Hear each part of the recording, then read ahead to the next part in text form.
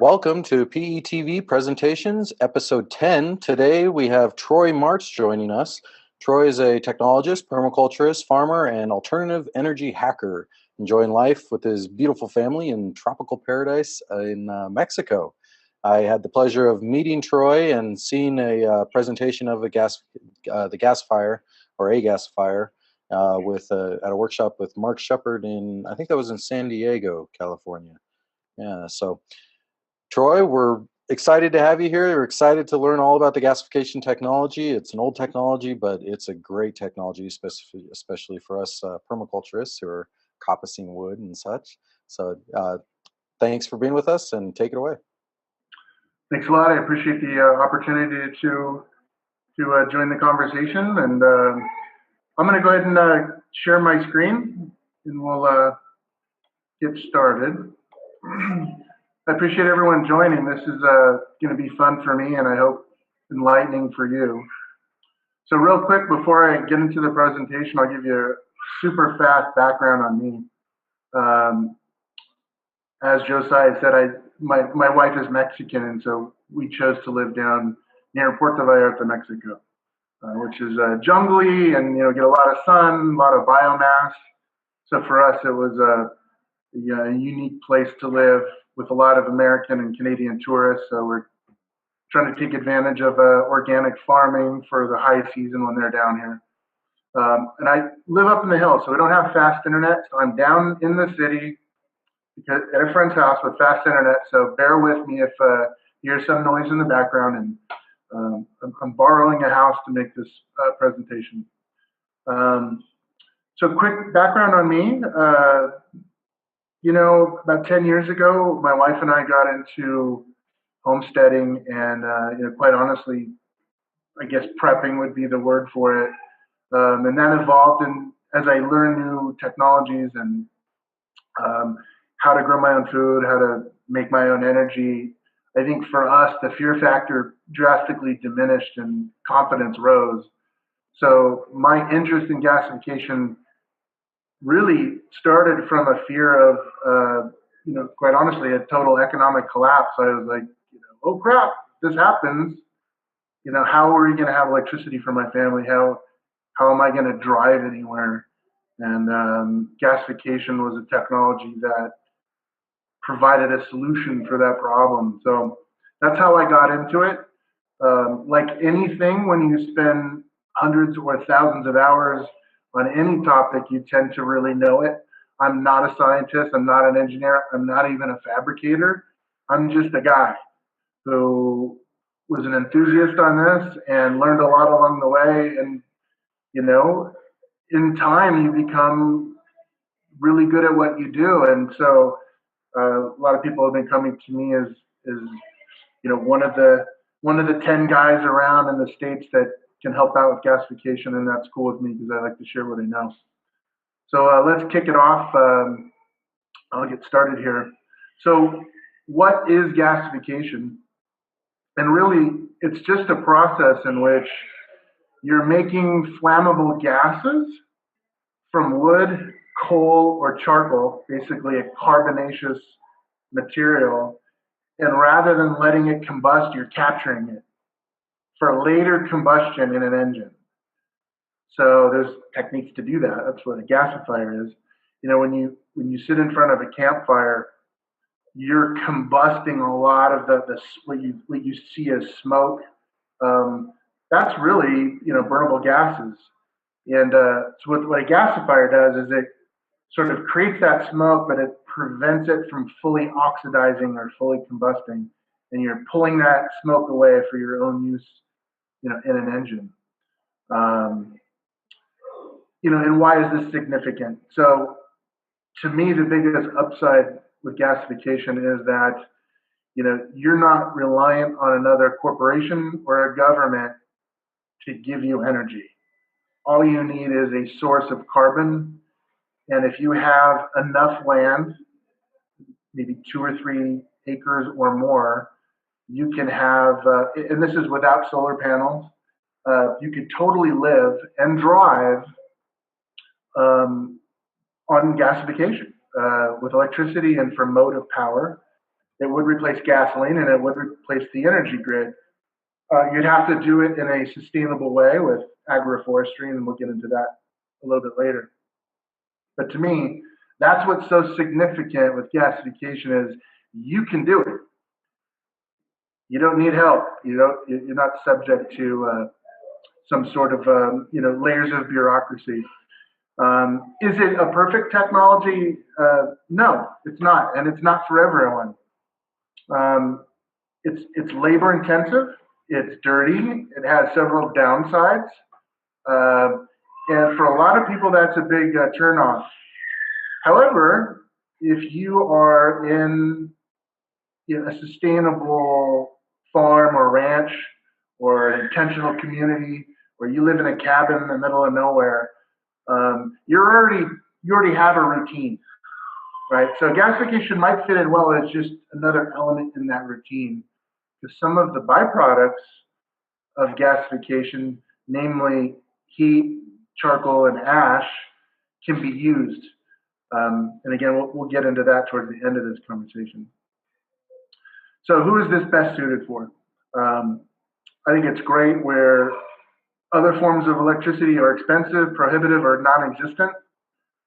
People with abundant biomass, forest, or jungle, where byproducts such as heat, ash, and charcoal are needed and being used in a holistic manner, and where there's a large power need in remote areas. So I know in India, for instance, we had some interest last year of remote cell towers and Wi-Fi towers needed to be powered, and it's in a jungle, so biomass made a lot of sense. So let's talk about the history. Gasification is a very old technology. In fact, it predates liquid fuels, if you can believe that. So I've just cobbled together some pictures here. Some of this stuff is from World War II. Bottom left-hand corner, I mean, that's basically a World War I tank running on wood. So it's a very old technology that sort of fell out of favor when liquid fuels came onto the scene. Let's look at some key dates in history. Sorry about the formatting here. There was spaces here, so you can see the dates on the left. There was a tab character, but so 1699. So almost 100 years before our own Constitution, somebody obtained coal gas from an experiment. 1804, water gas reaction with hot carbon. And we'll get into that in a minute if that doesn't make sense. 1878, gasifiers were used with engines for power generation. So this is the same time Rudolf Diesel came out with the diesel engine and was using compression for ignition. And yes, there was alcohol in gasoline, but this is all kind of in the same time frame. And coal was huge. There was already coal operations for the trains, so it wasn't a stretch to take some of that coal for gasification. It really came into its own during World War II. Nazi Germany really wanted to create independence from imported oil, so basically the British Empire, America, England, and so they converted a lot of their vehicles to running wood gas, so they wouldn't, that couldn't be used as a chip in war. 1939 in Sweden, 250,000 vehicles and 20,000 tractors are running on wood gas. By the time 1950 rolls around, gasification literally just fell off the map. Forgotten technology in total favor of the big oil movement. And only recently, in 1970s, with the whole energy crisis, there was a blip on the screen where it kind of came back into being. And again, in the early 2000s was really the Renaissance. So, and I was kind of a late comer to this latest Renaissance. I really didn't get into this until about 2009, 2010. But there's been others that are very much part of the new reemergence of this technology. So if you take a look at your screen now, this is a book from 1919, just after World War I, from an officer in the English, I believe it was RAF, so the Royal Air Force. P. Litherland Teed, he wrote a book on the chemistry and manufacture of hydrogen. So it wasn't exactly about wood gas, but you can see here we have a gasifier. Here's the German version of the gasifier, and here's on the right side, you can see some nozzle configuration. So this is old stuff, guys. It's been around a while, and it's pretty battle tested. So here's some of the new pioneers, and I thought it was a good idea to pay homage to a handful of guys. There's probably 10 to 20 more names I could put on this list. The names I chose were people that I know personally and have relationships with, or I think they're doing the most for the movement. So Stephen Abadessa is a former partner of mine several years back. He's up in Maine, and he focuses on affordable systems. He uses biomass gasifier. I'm a charcoal gasifier guy. So we'll get into the difference in a minute, pros and cons of both. Matt Ryder, a guy who lives in Michigan, another biomass gasifier guy. He's just an amazing fabricator. He's a one-man shop. He builds really good-looking systems that are very functional. One of the top guys in the business. My new partner is this gentleman on the right here. His name's Dr. Paul Anderson, also known as Dr. T-Lud, and he's the world's foremost knowledgeable expert on top-lit updraft stoves. So if you've seen those little camping stoves that are gasifier stoves, he is the guy. The two gentlemen on the left are other gasifier stove experts, Tom Miles and a gentleman, I believe, from Italy. I can't remember his name. This is Wayne Keith. I think he's probably number one or number two next to Jim Mason of All Power Labs. Wayne Keith is salt of the earth, golly gee whiz, super nice guy from Alabama. He runs the site driveonwood.com. Anybody on this call that's really interested in gasification, driveonwood.com is where all of the gasifier guys hang out and talk shop. And one of the nicest guys you'll ever meet. And he drives around completely on wood. He's got a little farm, and he takes the saplings that he doesn't want on the edge of his property, and he operates his entire farm on wood and has been doing it for almost 15 years. This is Ben Peterson. He's another early guy. He started a company called Victory Gas Works, and he's up in the Washington area. He's getting out of the business. He's exploring some things with, he's on a new trajectory with some metaphysical thinking, and but he was very prolific early on. He's an amazing fabricator. His systems are just top notch. The welds are perfect. It's just really nice. He wrote a book. Some of you might be familiar with his book. I believe it's woodgasifierplans.com or something. But he's another biomass guy. We haven't gotten to the charcoal guys yet. This is Jim Mason. He's the owner and founder of All Power Labs. Maybe some of you are familiar with the GEC gasifier. It started out as an open source forum, open source hacking, and it's really evolved now into industrial. He's got a couple of patents. He still supports, kind of quasi supports the open source beginnings. There's a wealth of knowledge on the All Power Labs website, and he has in my mind, probably the best biomass gasifier, small scale in the market. This is Doug Williams. He's from New Zealand, and he's been in this for decades. So he's been one of those guys that got into it in the 70s and never stopped. So he's even older than the new pioneers because he's been around quite a bit. His website also has a tremendous amount of information. Sorry I didn't provide that link to his website. I should have. But if you Google Doug Williams gasifier, you'll find the website. All right, this is my buddy Cohen Van Looken. He lives in Thailand. He's from Belgium. And this guy is, in my opinion, a genius. He's messing around with some really exciting technologies, including CO2 conversion out of the exhaust. And I'm very good friends with Cohen.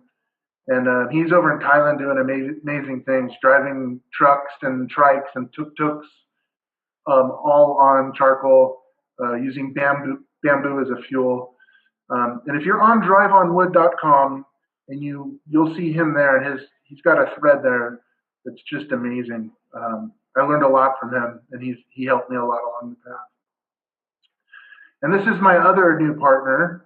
This is Gary Gilmore, and he's the other charcoal guy in the industry, and he's in Pennsylvania. He's another kind of Wayne Keith guy, real salt of the earth, super nice guy, and he's been doing it a long time. And he's also focused on affordability and practical. I made the mistake of, I think it's a mistake with my unit of concentrating on aesthetics and going after stainless steel and some of the top metals. So the unit that I created was probably 2 or 3 times more expensive than it had to be. This new company I'm in with Gary and Dr. Tila, we're focusing on affordability, and we'll be manufacturing small gasifiers in Mexico in 2017. So a little bit more on that toward the end. So those are some guys that I tip my hat to. Those are all pioneers in the field. All nice guys. You can interact with them yourself. Again, Drive on Wood is the place to go. We're all the gasifier guys. Okay, so let's talk about the science. I'm going to make this so simple because I'm not some kind of master's degree student in thermodynamics. I'm just a guy who, over a few years, figured some stuff out. So this is one of my early drawings for a system, a charcoal gasifier, and I just put it here as kind of a representation of getting into the science. So let's move on. So in the gasification land, there are 2 forms of gasification. There's biomass gasification. That's when you take wood chunks and wood pellets in some case, wood chips, and you make gas with that. And then on the other end of the spectrum, you're starting with charcoal. So you've already done the drying and the pyrolysis. And I'm a charcoal guy, and for good reason, and I'll defend that. So what are the differences? Sorry guys, if you can hear a kid crying in the background. It's not my home, so I apologize for that. So biomass gasification, the difference is that it's harder technology because you're taking wood that has a certain amount of moisture, and you're trying to get the water out of the wood. You're trying to dry it. You're trying to make charcoal with it. Then you're oxidizing it and you're reducing it. So it's harder. And it's more finicky. So, but some guys don't want to mess with making charcoal. They'd rather just throw wood in the top and have a good system. There's a lot more tar in the gas, so there's a lot more filtration. For me, the allure of charcoal gasification was that I already wanted to make biochar. And I figured, well, if I'm already going to make charcoal, I can split the process in 2. And I can make charcoal over here, and I can use some of it for making energy and some of it for the garden. And the good thing about charcoal gasification is that it works like a charm every time. It runs really nice. It's not finicky. It starts up in a minute. Biomass gasification, there's warm-up periods. It's sticky, tarry, but you don't have to mess with making charcoal, which is dusty. So for me, it's no big deal to be making charcoal in batches and then using that charcoal for whatever I want. Filtration, air filtration, for chemical cleanup. You can eat charcoal. It's a great, it's got a high surface area. So, you feed it to your farm animals. There's a million uses for charcoal. And one of them happens to be for power. So those are the 2 differences. I would say about 90 to 95% of the people that are messing with this stuff are biomass gasifiers. Only about 10% of us have switched over to the dark side with charcoal. So let's move on. So here are the steps in gasification. In a gasifier, you have a place where you load the fuel. And then let's start with biomass first. Then you have to dry it, so getting the steam out of it. Then you're pyrolyzing it, so as the temperatures rise, the wood is changing from wood chunks into charcoal chunks. So there's going to be oils and tars that, because of the heat, are escaping from the wood. And so you have this tarry wood smoke in your hopper, in the gasifier, that's ready to be oxidized. So oxidation is where you have air nozzles that are coming in, and that's where the fire is. So you're putting air in a certain location, and that air is literally oxidation is combustion. And you're creating temperatures that are in a range that'll give you the burnable gas that you want. Reduction is the voodoo part of gasification. So reduction will take the exhaust gases from oxidation, and it's a slightly lower temperature. And as the gas gets pulled through your charcoal bed, because all gasifiers are charcoal gasifiers, but biomass gasifiers, at the top of the hopper, it starts with wood. And as the gravity feeds down, by the time it gets to those air nozzles, that wood has then become charcoal. And reduction is when you're a little bit past the oxidation zone, and those tarry gases, or in the case with charcoal gasifiers, it's not tarry gases, it's gases ready to be reduced. There's a molecular shift that happens, and we'll get into that in a moment, which makes CO2 into CO. So CO2 is inert, it does not burn.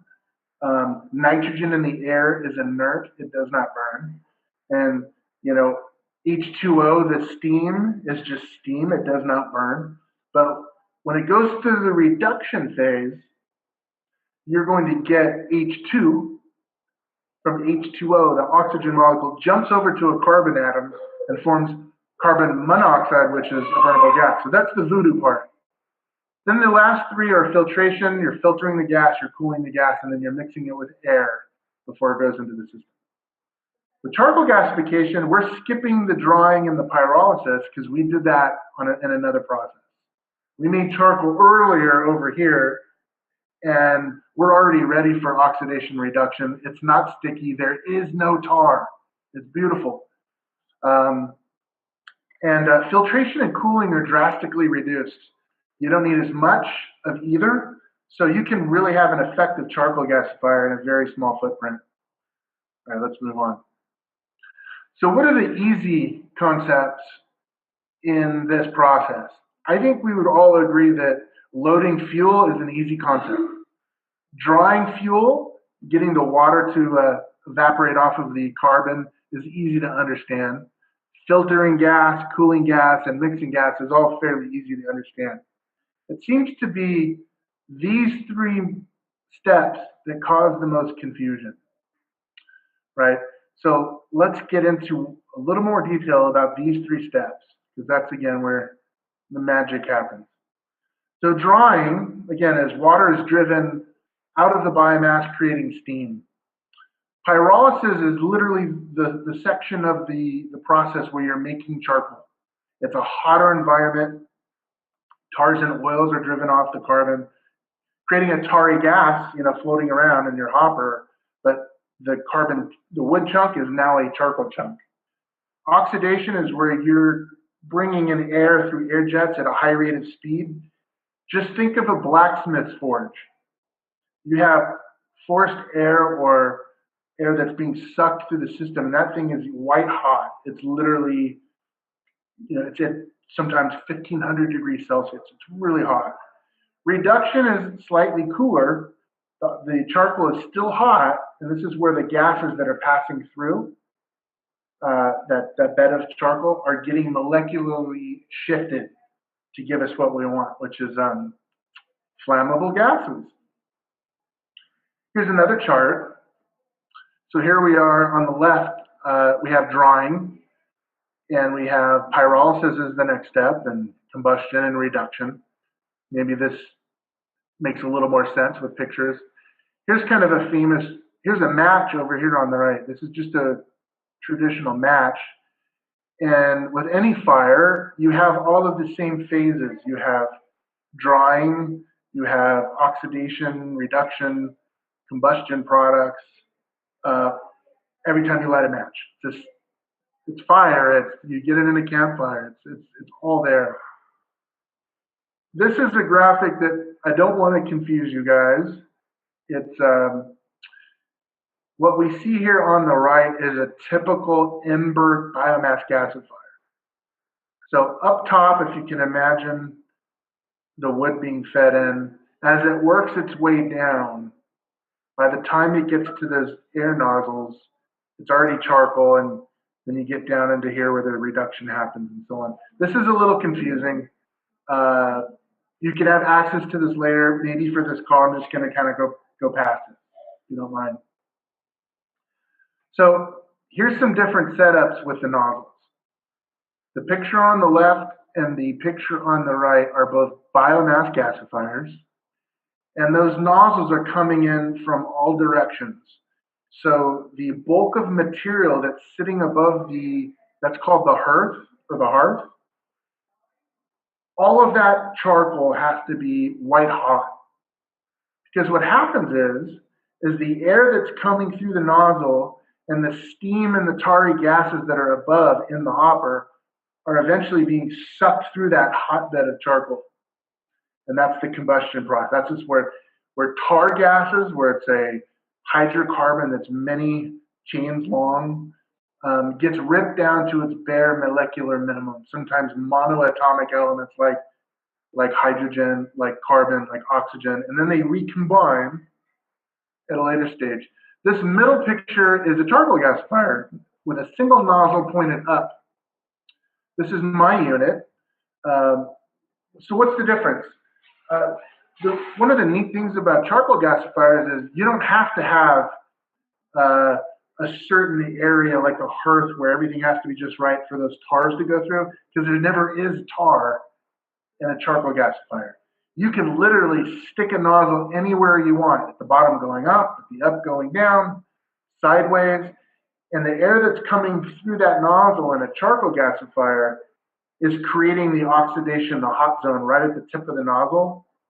And the reduction zone, which is slightly cooler, is just on the outside of that white hot zone. So you're making your own oxidation and reduction zone in any angle you want. With a biomass gasifier, you can't do that. You have to, because you want to crack those tarry gases in that steam. Otherwise, it's going to gum up your engine. And it's one of the biggest reasons that I just didn't want to mess with that. I'd rather have a smaller system that always works, it's nice and clean, I never have to deal with tar, because I'm making charcoal in a separate process in a charcoal retort. So I hope these pictures help illustrate that. So here's another diagram. And this is a biomass gasifier, and so I'm going to just kind of read through this. So you're loading fuel at the top. As it starts to gravity feed down, the ambient heat from below is drawing the wood. Steam is evaporating off of the surface of the wood. Tarry vapors are suspended. Tars and oils are released as you get really close to the fire. You know, it's pretty much charcoal at this point. And then the charcoal is now blasted with oxygen or ambient air, which is 20% oxygen and 80% nitrogen, the air we breathe. But the 20% oxygen in the air we breathe is enough to create the effect. That charcoal becomes incandescent. It's white hot. It's a blacksmith's forge, and it's highly reactive. That's why when tarry gases pass through it, they get ripped to shreds at a molecular level. It's amazing. That's the voodoo magic part of it.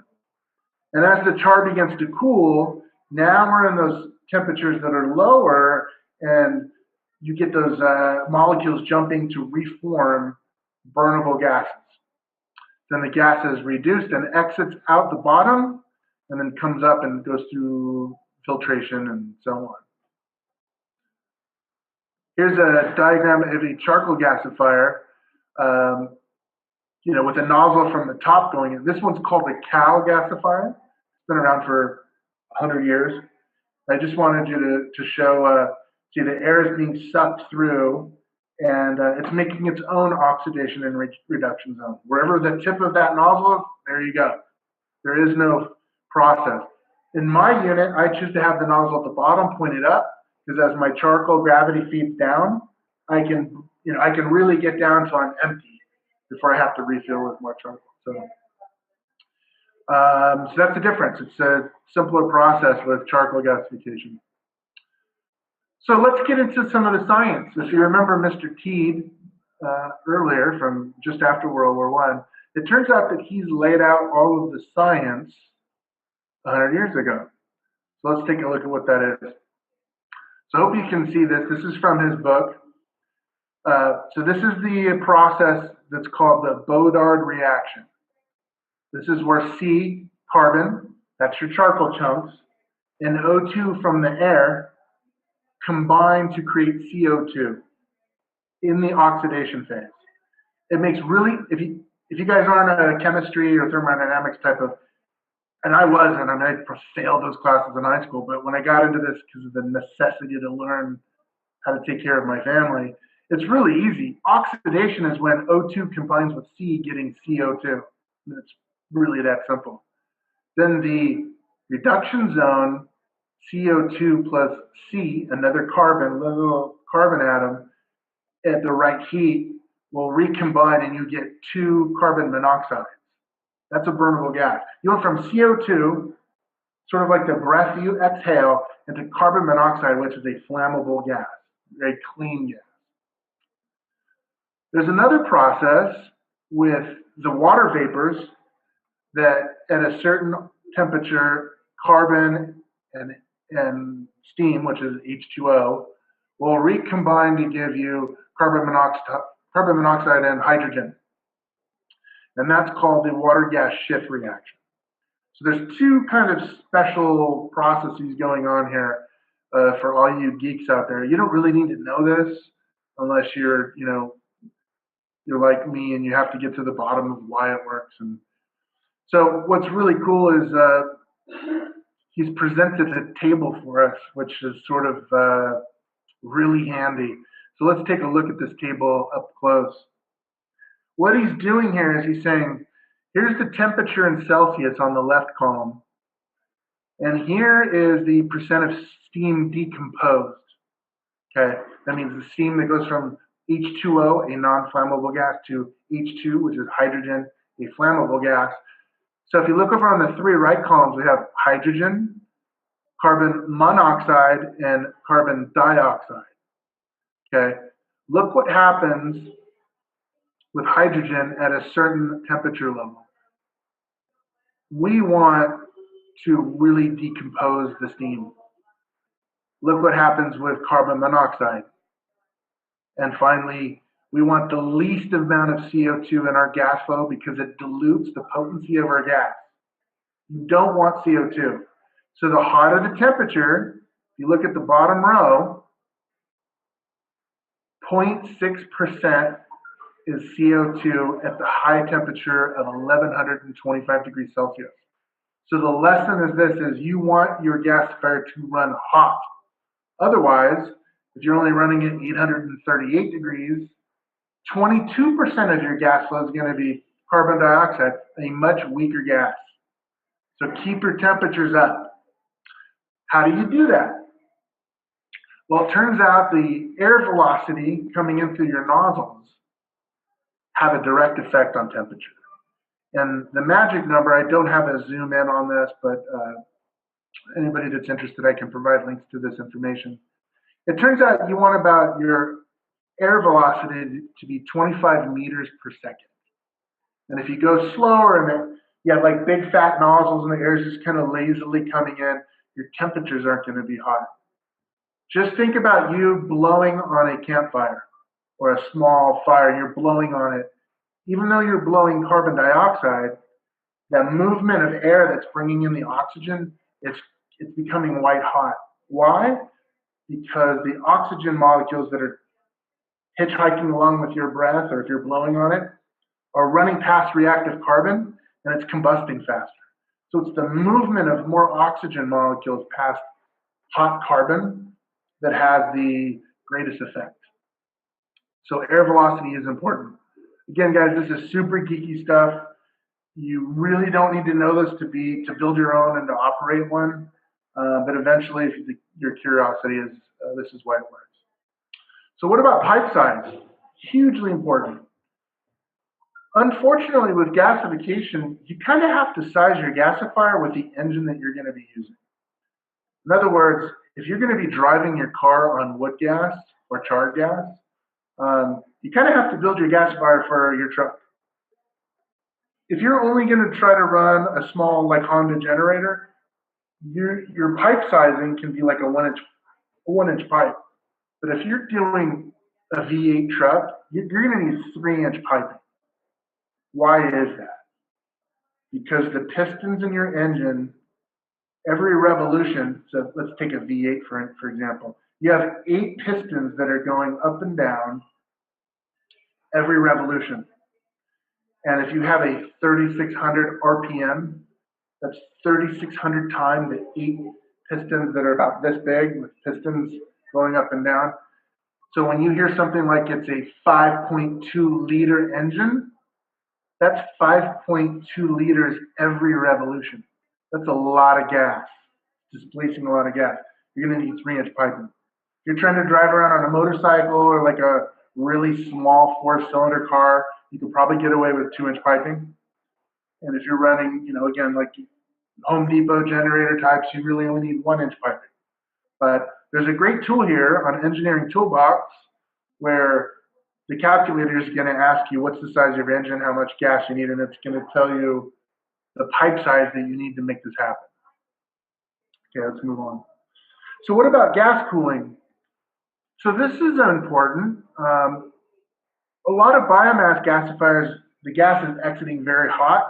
So you'll see quite a bit of radiator systems where the gas is going through a radiator matrix, where they have a fan that's blowing the heat off of a radiator to cool the gas. Because hot gas is an expansive, takes up more room. This is gas 101. A cold gas is denser, the molecules aren't as excited. So the cooler your gas, the more energy density you have. So that's a no-brainer. You want to cool your gas, anything under 100 degrees Fahrenheit, even 120 degrees Fahrenheit, you're no problem. If you're lucky enough to live up north and you're running your system when it's snowing, and you're chilling your gas, you're going to get a 10% boost on efficiency on your engine because the gas literally is being, if you're doing it outside, you can cool it with the snow. So this is, again, kind of no-brainer stuff. Filtration is really key, especially with biomass gasifiers, because you're filtering for little ash particles and little charcoal particles that kind of make its way through, but also tar. And this is one of the reasons I don't want to do biomass gasifiers is that tar, you can't filter tar out. You can only really condense it out. So when you're cooling the gas, the tar kind of sticks to the sides and you get kind of like what's in your chimney, like creosote buildup on the pipes. It's nasty stuff. And if you're cool with it, by all means. For me, that's kind of why I migrated to charcoal gasification. But filtration is important. Filter medium, it can be cell foam, wool blanket, hay. A lot of people use hay. It can be sawdust. And if you have a big enough oil drum filled with sawdust, there's enough air pockets where it's not going to create a resistance pressure drop. And so you have to have enough holes throughout the filter so you're not slowing the gas down and creating a back pressure. You could use pool filters, pleated paper, just make sure your gas has been cooled. You can filter before or after you cool the gas. If you filter when it's hot, there's some advantages, but you really kind of need to know what you're doing. So for beginners, I really recommend cooling the gas first and then filtration. If you want, you can do hydrogen sulfide filtering. There's a small percentage of hydrogen sulfide that, let's say after 5 years, if you're not, it could eat away a little bit at your parts of the inside of your engine. It's not a big problem. If you want to be a purist and put iron filings in there, you can filter very small amount of hydrogen sulfide out. Hydrogen sulfide is a much bigger deal when you're dealing with biogas, right? So you got your anaerobic digestion systems, much more H2S in that than with gasification. I know people that are using water bath and oil bath filters, lots of potential there, just kind of rare. And then cyclone filters are a must-have. In fact, I created its own slide. To me, a cyclone filter, there are no moving parts. You're literally using physics to have an up to a 90% effective ratio, where you have, especially like with charcoal gasification, I'm pulling in charcoal gas that has a bunch of tiny particles in it. And as it comes in, it's being whipped and thrown against the outside wall of a cyclone filter. And because of the arrangement, it's going to sort of like a centrifugal force. The heavier particles are flung against the side, and they slowly drop out of the gas flow at the bottom. And the clean gas goes up through the middle. There's actually inner cyclone in the middle that's going up. And so if you have this sized properly, so let's say you're running a Home Depot sized generator, 7-8 kilowatt generator, you're using about 1-inch piping. This cyclone filter, you can basically clean up to 96% of that dust on a piece that has no moving parts. So that'll last forever. So it's a no-brainer to have a cyclone filter. There's a link at the bottom here where you can size your cyclones. This is Bill Pence. He's a carpenter, a woodworker that had severe health problems because of decades of breathing in the dust. And he sort of he is the man with cyclone filters. So more than enough information on this website about sizing your cyclone filter. Okay, so let's move into the various designs. There are thousands of gasifier designs and patents. If there's a patent, it probably worked. Just use your imagination. I mean, you've already learned the basics: reduction, oxidation, air nozzles. So some guys think they're pretty smart, including me. You realize that you're not really smart at all because it's all been done before. There's thousands of designs. Here's a few of these general setups that have been tried. So you get the invert hourglass, the inverted V-hearth. They're all similar, right? They're all similar, but the one that seems to work the best is the J-tube preheater. This is the All Power Labs. So what they're doing is they're bringing the ambient air in from outside that's going to go into the air jets, and it's being preheated. So some of the heat that you're trying to cool anyway is on its way out. As the gas has already gone through, you want to cool it. Well, what a better way to do a heat exchange with the air coming in? Because hot air blowing on charcoal is far more efficient than cold air blowing on charcoal. So this is just genius in my mind, and it's what All Power Labs use. And a lot of these DIY guys have adopted sort of this air preheated J-tube sort of invert design. This is the one that's, the winner. So 150 years brings all kinds of designs: updraft, downdraft, invert, crossdraft, open top, fluidized bed. The two that kind of have won out are updraft gasifiers for charcoal systems. If you remember mine, the nozzle's at the bottom pointing up. And the invert style if you're running biomass, because it's just the preheating and the way the hearth is positioned. It's just, these are the winners, This is what wins out in the end. So let's talk about the market. The gasifier market. Let's say you don't know how to weld. You're not so much a DIY hacker. Can you just buy one? And the answer is yes. It's a very niche market. I was and am in that market. It's a tough market. I can't pay the bills with gasifier sales.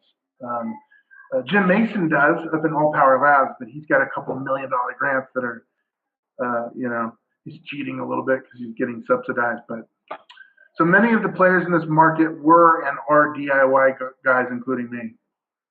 Even the polished gasifiers like the Get or the Power Pallet started as DIY, and they're just getting tighter in their fabrication. So It's an industrial class gasifier at this point, but they started as DIY. You got to know what you're buying. Where's the money going to? And if you want affordability and durability, sometimes you have to make that decision. With my Crossfire gasifier, I think I was a little too focused on the bling and the beauty of it, and we spared no expense. We're using stainless steel and aluminum, and we had it high temperature powder coated versus barbecue paint. So our gasifier was $6,000. We didn't sell very many of them, but it was beautiful and it worked great. And with my new guys, my new team, the gasifier performs the same, but it's $2,000. But it's not as beautiful. So let's take a look at some of these units. This is, in my mind, one of the best small-scale gasifiers on the market. We'll say small to mid because it's 30 kilowatts. It's like village size or big farm size. So you're running let's say you're running a dairy operation or something where you have some sort of an on-farm or on-ranch operation where you need more than, 10 kilowatts. This is a great candidate for it. It's biomass. It doesn't run pellets.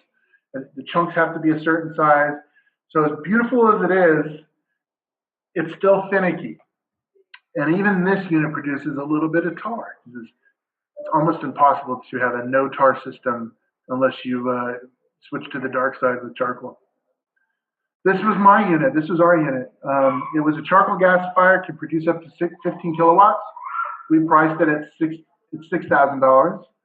I still love the thing, and it's no longer being produced because we didn't sell enough to keep the original team together, and we all went our separate ways, and chalk that up to a lesson learned. This is the Flex R1. It's another $6,500 gasifier. It's not charcoal, it's biomass, and it does about 6 kilowatts. This is Matt Ryder's unit from Vulcan Gasification. He's a really neat fabricator. His stuff kind of got a Mad Max feel to it. I really like the guy, and I think he does great work. He's a one-man shop. He's producing prolifically, one guy versus 30 guys at All Power Labs. Here's one guy doing half the work that 30 people are doing. It's just amazing. This is the Northern Self-Reliance Gas Station. It's a little over $2,000. This is Stephen Abadesas, a former partner of mine. It's not the prettiest thing. It's functional and it's affordable, and it is a biomass gasifier. This is our new unit. This is the CTP. Gary Gilmore designed this, so this is the Gary Gilmore gasifier. I'm the new addition to the team because I live in Mexico. We get to fabricate down here, and we don't have to go through ridiculously regulations from the U.S. that are just asinine, and don't even get me started. But in Mexico, we can fabricate the stuff and then ship all over the world. It's not as beautiful as some of the others you saw, but it's the most affordable, and the performance is around 10 kilowatts, or up to 10 kilowatts on charcoal. And this will also last decades. So shifting focus from the bling and the beauty to something more practical and affordable.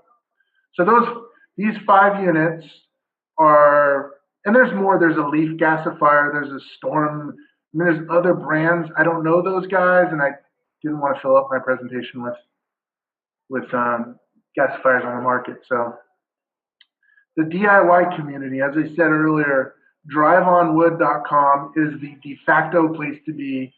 If you're into this stuff, it's the only place to be. There is a Yahoo Woodgrass group, and All Power Labs has some of that old information back in the GEC gasifier days. It's just a ghost town, right? The new place to be is driveonwood.com. Wayne Keith, the guy that drives around his V8 trucks on wood, has gas plants for $100. Ben Peterson has that book, Wood Gasifier Plans. The book's like $35. So if you're a DIY guy, there are plans that are out there. So just join on Drive on Wood and ask the guys. Everyone's super friendly. Anybody know of any plans? And you'll get a lot of responses. So these are the DIY units that are out there. On the left is the Wayne Keith gasifier. So that fits in the bed of a truck. So pretty neat. Big gasifier, remember it's got to be big with big pipes running a V8. The middle upper unit is the wood gas plans. That's Ben Peterson's unit. According to him, you could fabricate this yourself for about $2 to $3 grand in parts. You could have it fabricated for about $6 grand if you pay a welder. The bottom middle unit is a pipe gasifier from Stephen Abadessa for 40 bucks. Yes, there's no welding. It's a pipe gasifier, and it will run the little tiny Honda 1000, little Coleman camp generators.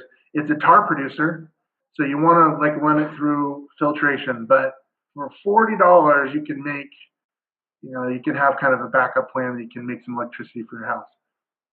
The far right unit is another friend of mine. This is Dan's unit, and he drives around his minivan.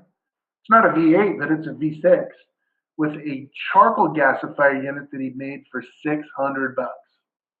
So guys, you don't have to pay the big bucks. This can be, this thing on the right, anybody can fabricate. The welding is minimal, and it's a pretty neat system. So all this stuff is on Drive on Wood. You can find all this. So let's talk about some of the related technology, such as feedstock and fuel prep, wood chunkers, chippers, T-lead stoves and charcoal retorts if you're into the charcoal scene, generators and engines, battery technology and other energy storage techniques, and then of course, gas to liquids techniques. You can make methanol from wood gas. A lot of people don't know that. So you can take a wood gas that's not super potent. We didn't talk about this earlier. In fact, I don't have it in the slides, and it's pretty key. If you guys think that wood gas is as potent as gasoline, you're in for a surprise. It's not. It's about 50 to 60% the power rating of gasoline. So your 10 kilowatt generator is only going to make 5 or 6 kilowatts on wood gas. So just know that. Why? Because when the air is coming in through the air nozzle, it's not just oxygen, it's nitrogen.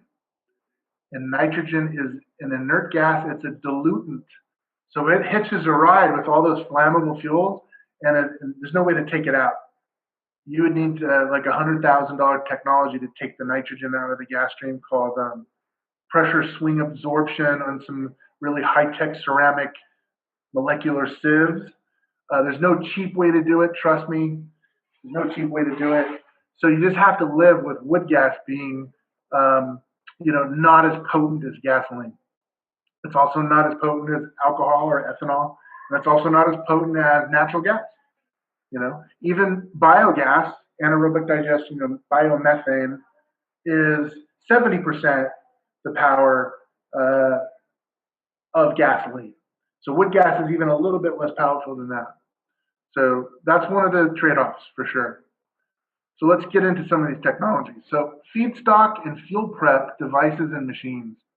So we're talking about, unless you're friends with a carpenter who gives you all the wood scraps, or you're picking up pallets from the back of, the warehousing in the industrial side of town, you're probably going to have trees and saplings that are, low quality new forest growth. Or you're doing coppicing and pollarding. We'll get to that at the end of this. You're going to need to prepare some fuel. So sometimes you're going to need saws and chainsaws. Kinetic log splitters are one of my favorites. Cone splitters. See the cone where you throw on the chunk of firewood and the cone spins on and splits it. Wood chunkers, wood chippers, wood shredders, hammer mills, and pelletizers. So let's talk about this for just a minute. You can run gasification even if you don't have trees. You can cut grass. You can pick up dead leaves and let it dry, and it becomes brown, as long as it doesn't mold and rot. So you want to have a lot of air and heat around it. Eventually, it becomes dry grass and dry leaves.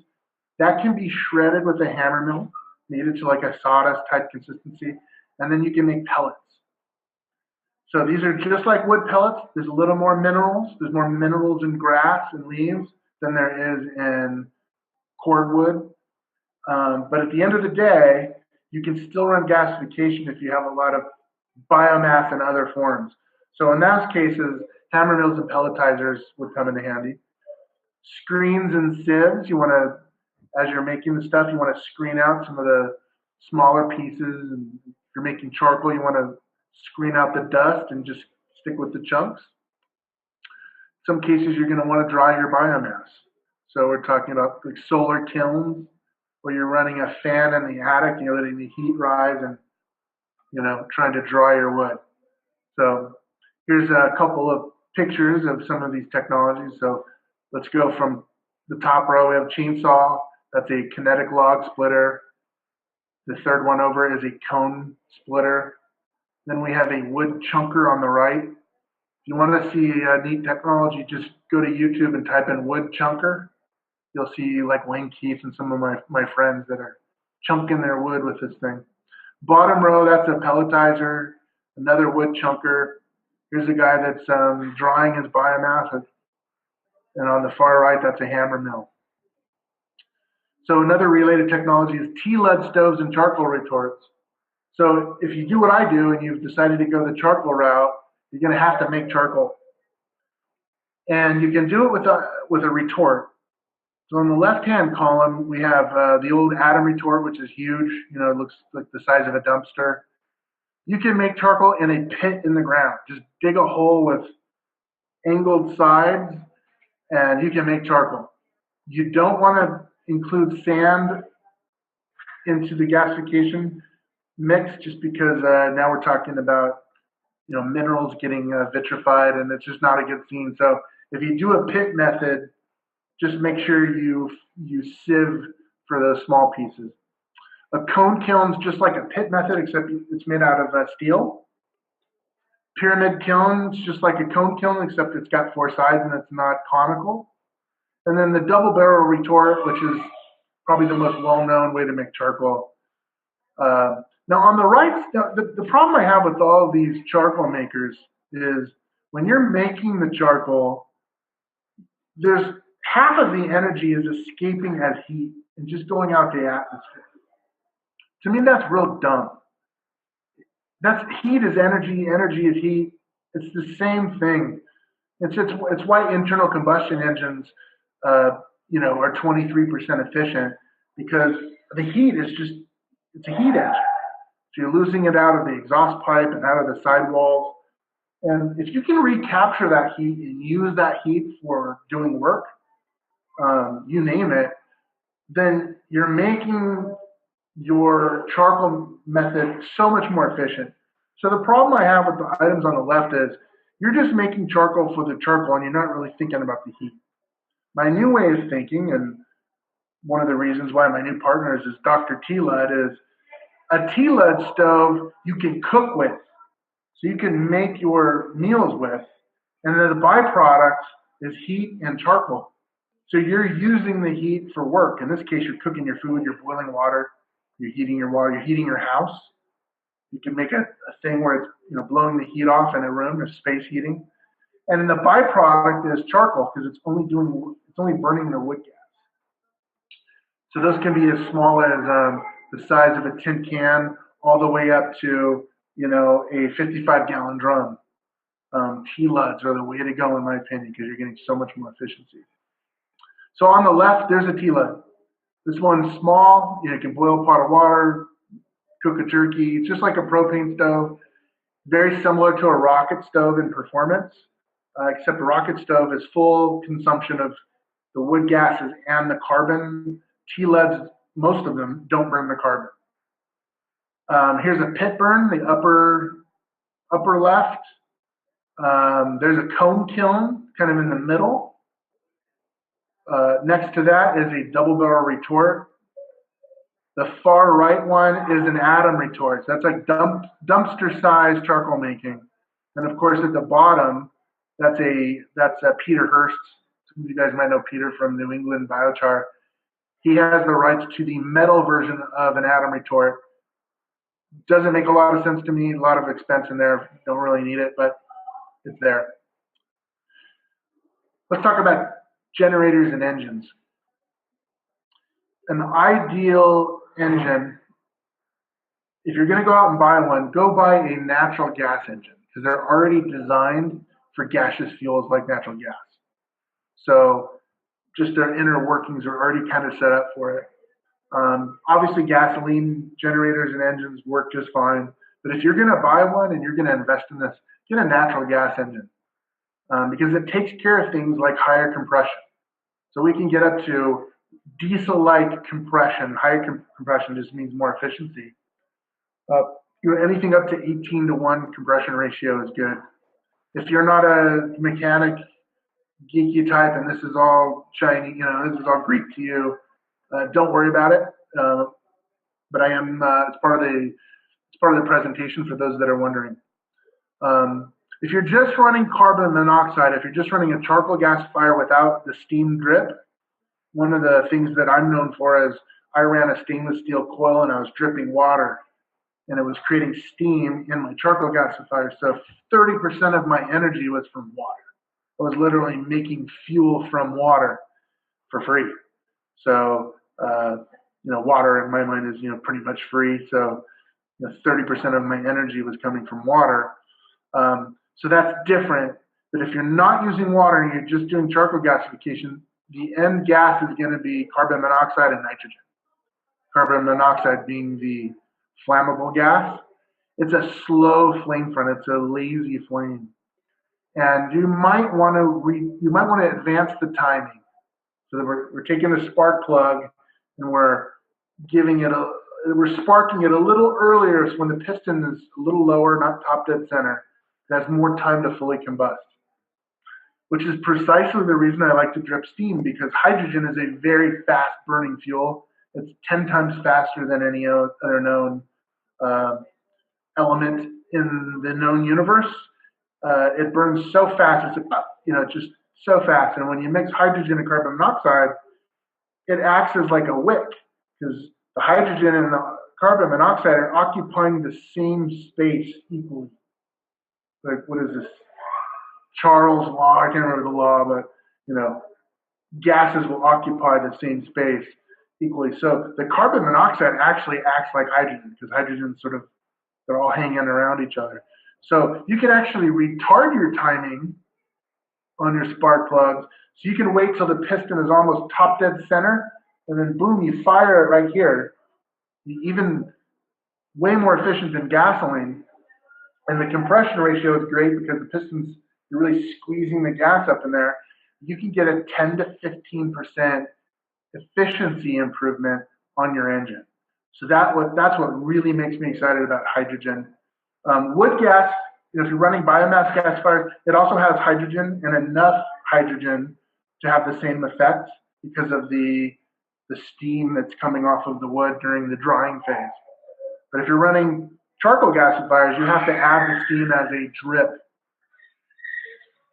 Slower RPM engines are better than faster, generally. Look for industrial hour ratings. So, when you go to Home Depot and you buy those cheap Chinese knockoffs, man, those are only rated for 500 hours. Hondas are usually 2,000 to 10,000. Kubota engines are 20,000 and up. You get into Kohler and some of the farm generators or the farm engines, you can, all the way up to 90,000 rated hours. You're going to pay for that quality that's going to last you decades. You can also get that kind of performance on smaller levels if you use those RV generators like an Onan. I have one that's great. And car engines aren't a bad idea, but to fit the generator head there's a lot, you have to be a pretty good DIY guy to pull that off. But a car engine is, those also last potentially decades, and most people have them. So let's take a quick look. So on the left, we have a Honda natural gas generator. I think this is a 14,000 watt or 14 kilowatt. Now here's a 4,000 watt Onan. So it doesn't have a lot of power, but it's 1,800 RPM. Thing is like 400 pounds. It's built like a tank. The one I have is 25 years old. Probably lasts me another 15 years. On the right is a car engine that's been retrofitted into a generator. So these are some, these are some considerations. If your engine is attached to a moving vehicle like a motorcycle or a trike or a truck, then most of those engines are rated far more than those cheap Chinese generators. So you don't have anything to worry about generally. So here's some different configurations of people running off of vehicles. Batteries and energy storage is another related technology. Let's look at some of the batteries that you might want to consider. So lead acid, it's cheap, they're available, high energy density, they're very toxic, they have a very short life, and they're very heavy. I'm not a big lead acid fan, although I can't deny the ubiquity. They're everywhere. And I don't mean a car battery, guys. Don't buy a car battery. You want to buy like a golf cart battery or a marine battery. Or even better yet, if you can get a high quality used forklift battery bank, sometimes you can find those for like $2,000, $3,000, and you got a nice battery system. My all-time favorite is nickel-ion batteries. Yes, they are 3 times as expensive. They're hard to find. There's only a couple manufacturers. They're non-toxic. They can last 100 years with proper maintenance. There's still a nickel-iron battery from 1920 that is still in operation today. It's the Edison battery. And they're also heavy. They're as heavy as lead acid. There's a company in Colorado called Iron Edison, ironedison.com. They sell nickel-iron batteries. Now, yes, it's 3 times more expensive, but with that long life, it totally pays for itself. But the other thing with nickel iron is you can take nickel iron down to a 0 charge with no ill effects. There is no sulfation because you're not using sulfuric acid like you're using in lead acid batteries. In fact, it's good to take your battery down to nothing. It actually it's almost like tuning the battery, and it makes it store more energy than it's rated for. Really, really impressive. Highly suggest if you're in a cabin in the woods or you're on a farm or a ranch looking at nickel iron, worth its weight in gold. Lithium iron phosphate or lithium ion batteries are great for mobile applications. They're very expensive, they're high energy, they're very light. Lithium ion has a tendency to explode. That's why the Tesla cars have like a honeycomb chamber for lithium iron phosphate. I recommend over lithium ion. Little less energy, but not toxic. And it's got 2,000 cycle life. So you can, it would take 10 years before you have to buy new ones. So my recommendation would be nickel iron batteries for like a stationary battery bank at your home or cabin or your ranch. And for mobile applications like cars or tractors, if you need to store energy on them, I don't know why, but look at lithium iron phosphate. What about, one of the questions I get more than any other question, and it's a valid question because I had it too, was, can you store syngas, which is, wood gas? You can. I'm going to say no, don't do it because it doesn't make any sense. Why? Because the energy to compress it into a stored tank is almost the same amount of energy that the gas has. So it's almost like you're wasting gas for no reason. It's an on-demand energy. So why would you store gas when you just fire the thing up and gas is produced? If you need a little pony keg of gas to like start something, maybe, but to me it just makes no sense. No reason to store syngas, especially if we'll get into this in a minute. My bottom thing is charcoal. That is the energy storage. You don't need a battery. The energy is stored in a metal drum on your porch. That charcoal will last 3,000 years without breaking down. And if you have 5 or 6 of those metal drums, you have a couple months of electricity before you have to go make some more charcoal. So to me, the charcoal itself is a great energy storage in an on-demand type of technology. This isn't like anaerobic digestion where you kind of have to wait. It's sort of a constant. It's like solar PV panels. It's like every day it produces a little bit. No, man, with charcoal, you can fire up a welder, 8 kilowatt welder whenever you want because your charcoal is the energy. I have some people that have asked me, hey, can I compress air with charcoal? Like charcoal's running an air compressor, and I can compress air. And then, yeah, you can do it, but again, I don't see the point. I just brought it up because I surprisingly get some people that ask that. If I had a steam engine, I might consider it because the steam engine can also work off compressed air, so you get like a dual purpose, but not for wood gas.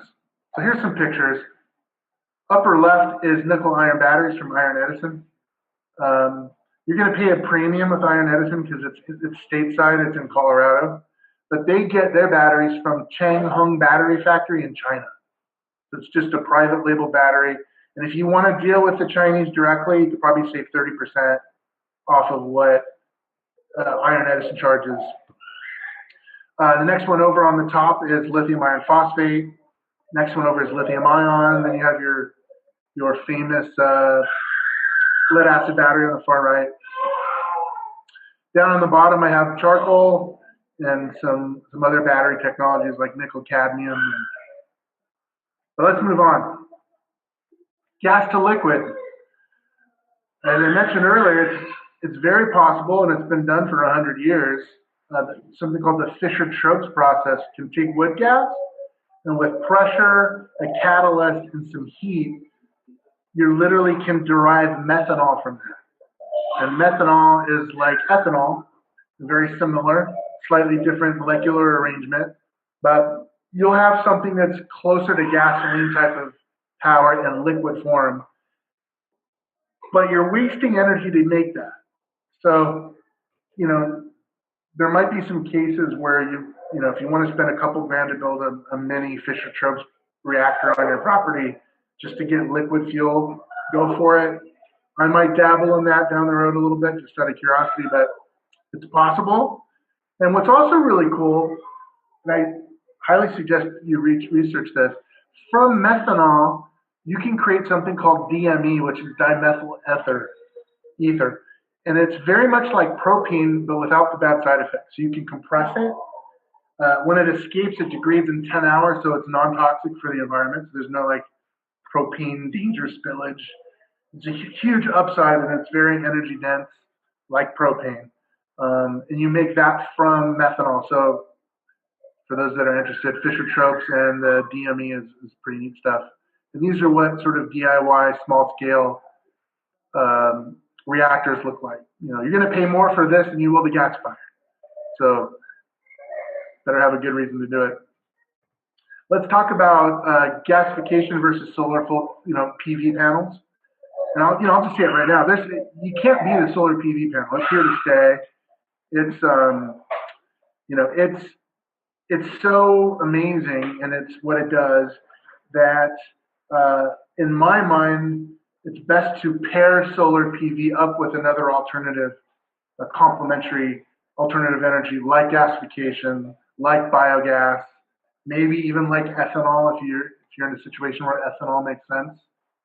But it's got an amazing energy return on energy investment. It's only getting more efficient as time goes on.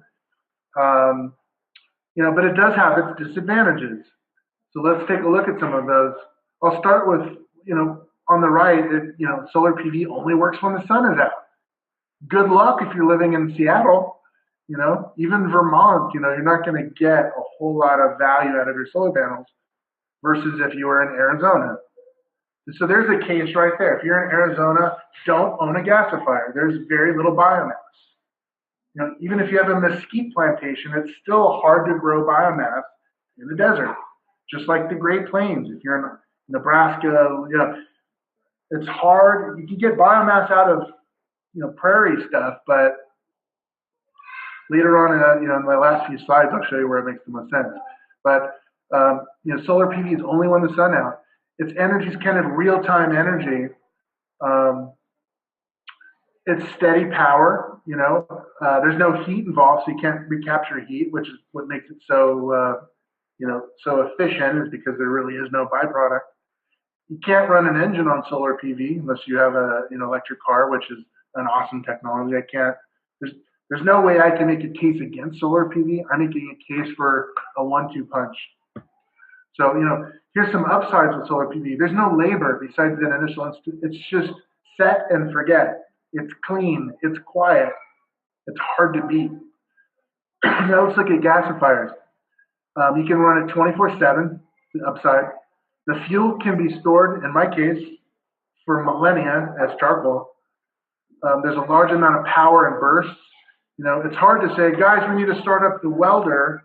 And if you're on a solar PV setup, you may not have enough real-time energy coming through the PV panel and then the battery bank to get 8 kilowatts for 3 hours of work. Perfect case for a gasifier because it's sort of like spot usage. Heat energy is a byproduct, and you can run engines on it. So, like you can drive around on it, in an internal combustion engine type of vehicle. The downside is it's very labor intensive. You're always making fuel. You're preparing fuel. It's dirty. Tar gas and tars on one side, charcoal dust and charcoal on the other side, and generators are loud. So it's not for everybody for sure. So let's look at gasifier with solar PV as a 1-2 punch. And you could do this with biogas, ethanol, so on. Wind power, microhydro, that's all great. It just depends on your context and where you're at. So consider using solar PV for your house electric, day-to-day refrigerator, TV, computer systems. Size your system for that, maybe double the size, but don't quadruple the size, because if you have a gasifier, you can use your gasifiers for charging your battery bank at night, right? So you don't need to buy the extra 10 solar panels that will cost you $2,000, $3,000. You can have a gasifier that will charge batteries in 1 hour, once a day. You can also use it, for the big energy bursts as we talked to earlier. So 1-2 punch. So let's move on to the final stretch of my presentation, which is my opinion, coming from permaculture and holistic management, and originally from the prepping mindset, is the sustainability and the holistic strategy behind this. So there are many biomes in the world that have annual temperature and precipitation and other weather factors that are going to make gasification make sense for you, or maybe it's going to make it clear that it doesn't make sense. So let's take a look at, before we get into that, another high-level thing is energy consumption. Look at the dark red countries. We're talking about France, Italy, Portugal, United States, New Zealand, high energy, spoiled energy type countries that just sort of willy-nilly use energy like it's going to be free forever. So my first recommendation is to reduce your energy consumption. So let's take a look at this pie chart.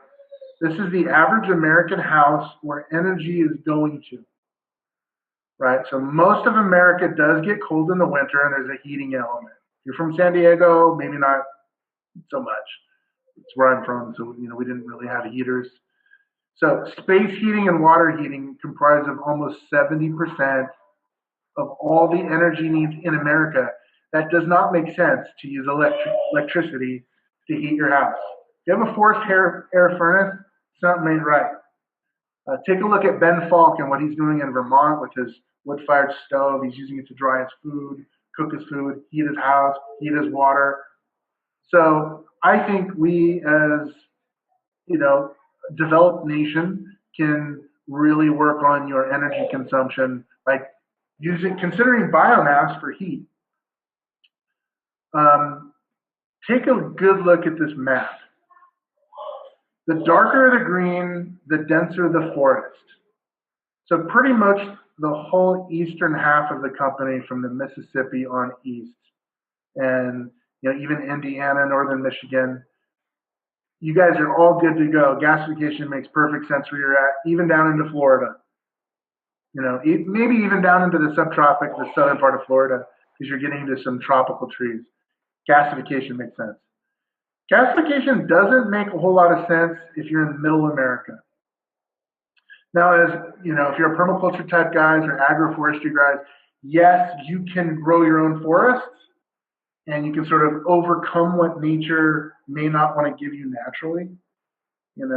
And who's to say what's natural? 20,000 years ago, this was all forest with savannas and much fewer prairies. So you can sort of recreate what once existed in the Pleistocene era anyway. But where gasification absolutely does not make sense is going to be in your high deserts, your low deserts, parts of New Mexico, almost all of Arizona, Nevada. Don't make no sense.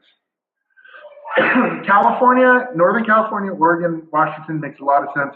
In fact, the least amount of sunlight per year is up in the Seattle area, and they just happen to have plenty of biomass. So if you're up in Washington or Oregon, it almost makes sense to bank on gasification even over solar, and use solar as almost kind of like an ancillary thing.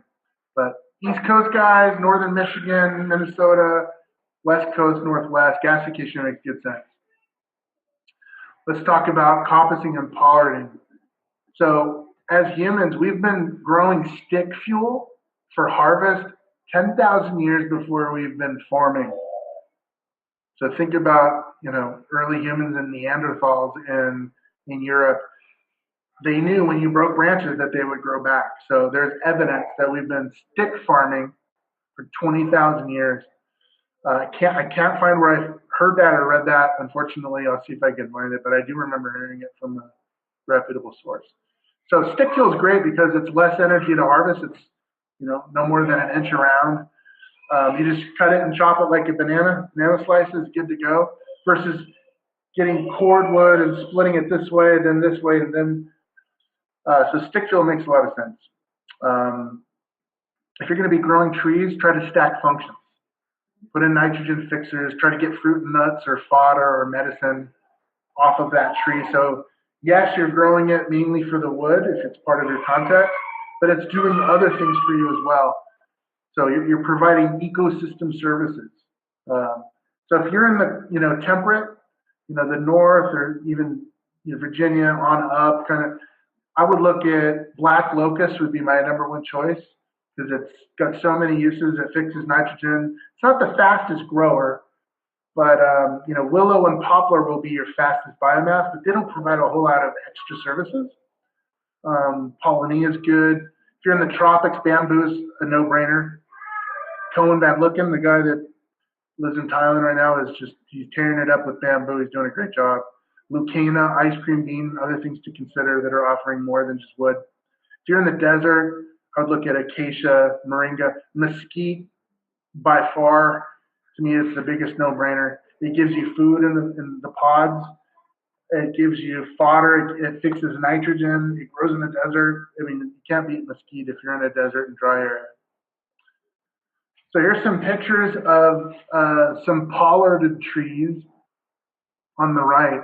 The difference between coppicing and pollarding is coppicing is really from down at the ground. So you harvest a stick fuel every 5-7 years, and new shoots grow up from the ground. And pollarding is where you cut it up about 3 or 4 feet, and then the shoots grow from there. And that way you can run your chickens through there or livestock, and even you can move better. So I think I prefer pollarding over coppicing as part of a holistic strategy for growing your own wood, trying to stack function so you're not wasting space. It's providing shade, nitrogen fixation. And, my final thoughts on this presentation are, number one, try to reduce your energy consumption. Don't live like a spoiled American if you can. First of all, determine if gasification fits with your climate and your biome. Consider solar PV and gasifier as a 1-2 punch. Solar as the main everyday kind of gasifiers for charging batteries and when you need high energy. Decide if charcoal or biomass is right for you. To me, it's a no-brainer. It's charcoal all the way. I don't like tar, and I actually have a need for other needs for charcoal like biochar. Try to stack functions, recapture the waste heat as much as possible. If you're going to go the charcoal route, use T-lead stoves. Cook your food off of the wood gas instead of letting it go to atmosphere. And I'll just leave it with a happy gassing. So it's gasifier enthusiasts out there are a very niche group of people. But guys, I'm telling you, this is an old technology that's sort of having a rebirth, and it's definitely worth consideration. So I appreciate you letting me share my thoughts in my presentation, and I'll hand it over to Josiah. So thank you very much. That was a ton of information, great information. We're going to take a quick 5-minute break so Troy can go use the restroom, get some water. We have, before the Q&A session, I have some questions myself. So please, guys, now's the time. Ask your questions. I know there was a lot of high-level stuff and low-level stuff, so it doesn't matter where you're coming from. If you've got questions, go ahead and ask them. You're not going to offend anybody or don't worry about that. We have a quick poll that you can answer during the break. We'd greatly appreciate your feedback. So we'll be right back with you.